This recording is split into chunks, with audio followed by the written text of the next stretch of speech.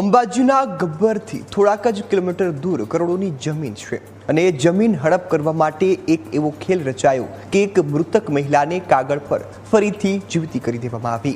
Collector કચેરીમાં હાજરી, દસ્તાવેજો પર અંગૂઠા અને બેંકમાં લાખો રૂપિયાનો ઉપાડ થયો। આ સમગ્ર ઘટનાક્રમે સરકારી તંત્રની ભૂમિકા પર ગંભીર સવાલ ઉઠાવ્યા છે। શું છે અંબાજી જમીન કૌભાંડની આખી કહાની, જોઈએ ખાસ રિપોર્ટમાં। બનાસકાંઠાના દાતા તાલુકાના કુંભારિયા ગામમાં આવેલી આદિવાસીની 73 AA હેઠળની કિંમતી જમીન પર અનેક લોકોની નજર હતી।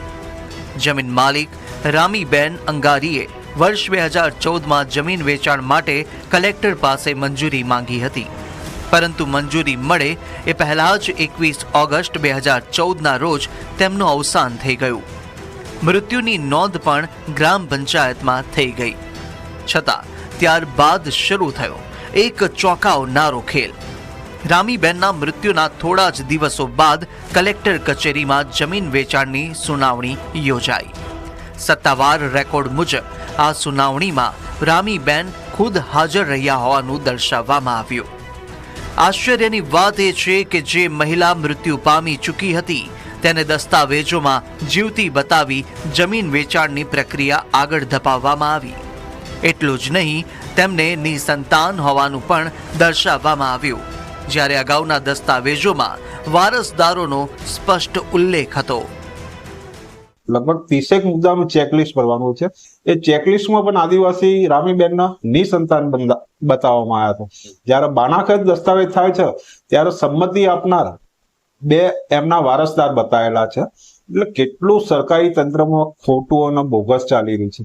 સૌથી મોટી વાત કે જ્યારે આ બધું પ્રક્રિયા પૂરી થયા પછી કલેક્ટર ઓફિસમાં જે આદિવાસી જમીન વેચવાનો હોય અને જેને ખરીદવાની હોય બંનેને રૂબરૂ હાજર રહેવાનું હોય છે, કલેક્ટર સમક્ષ હાજર રહેવાનું।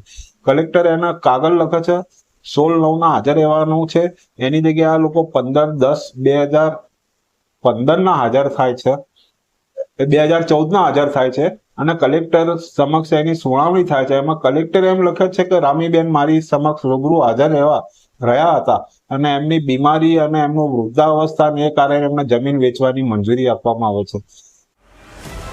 મામલો અહીં અટક્યો નહીં। માર્ચ 2015માં જમીનના અંતિમ દસ્તાવેજો થયા અને મૃતક મહિલાના નામે અંગૂઠા પણ મારવામાં આવ્યા હોવાનું રેકોર્ડ દર્શાવે છે। ત્યારબાદ 15 લાખ રૂપિયા તેમના બેંક ખાતામાં જમા થયા અને ઉપાડી પણ લેવાયા। હવે સવાલ એ છે કે મૃતક મહિલાના નામે કલેક્ટર કચેરીથી લઈને નોટરી, રજિસ્ટ્રાર અને બેંક સુધી આખી પ્રક્રિયા કેવી રીતે પૂર્ણ થઈ?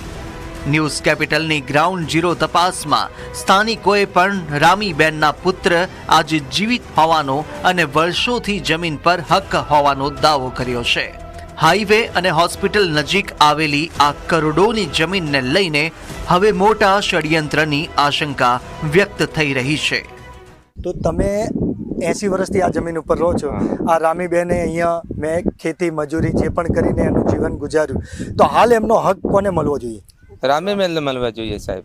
રામીબેન જ્યારે મૃત્યુ થઈ ગયા છે તો એમનો હક કોને મળવો જોઈએ? એને જોદાન મળવો જોઈએ, એને છોકરા।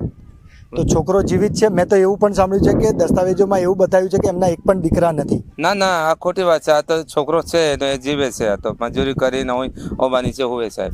તમે કેટલા વર્ષથી રામીબેનને ઓળખતા હતા? અમે બચપનથી ઠેઠ બાપ દાદાથી।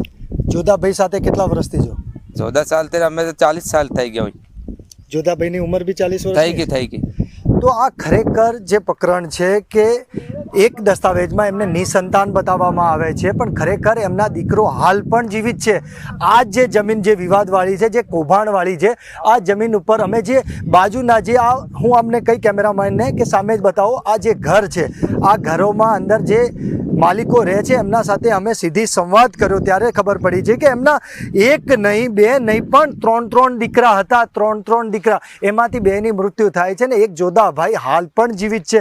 ખરેખર આ જે જમીનનો જે કૌભાંડ છે, આ જમીનને આચરવા માટે એમને ક્યાંક ને ક્યાંક નિસંતાન પણ બતાવ્યા છે, પણ ખરેખર વારસદારના હિસાબે સીધું લીટીમાં એમનો દીકરો હોય છે। પણ ખરેખર આ જે હવે તંત્ર, વહીવટી તંત્ર આના ઉપર ફોકસ કરીને કંઈક મોટા પગલાં લે તો આખું કૌભાંડ બહાર આવી શકે છે।